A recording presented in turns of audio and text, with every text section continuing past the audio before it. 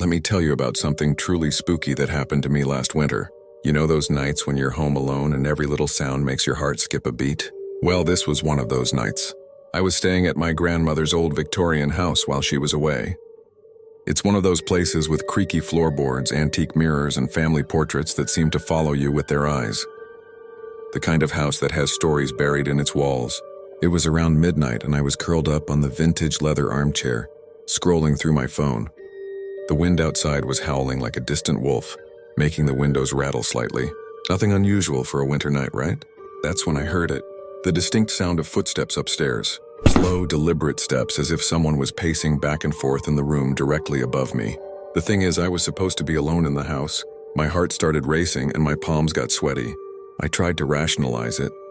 Maybe it was just the house settling, or perhaps a raccoon had somehow gotten in. But these footsteps, they were too rhythmic, too human. I gathered all my courage and decided to investigate. With my phone's flashlight as my only companion, I slowly made my way up the creaking staircase. Each step felt like an eternity, the wood groaning beneath my feet as if warning me to turn back. When I reached the second floor, the footsteps stopped. The silence that followed was even more terrifying than the noise.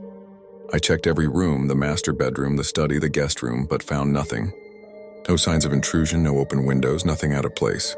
Just as I was about to head back downstairs, convinced I had imagined it all, I caught a glimpse of something in the hallway mirror. For a split second, I saw a figure standing behind me, wearing clothes from another era. But when I spun around, there was nothing there. The next morning, I told my grandmother about what happened. She just smiled knowingly and said, "Oh, that's just Edward. He lived here in the 1800s. He likes to check on the house from time to time."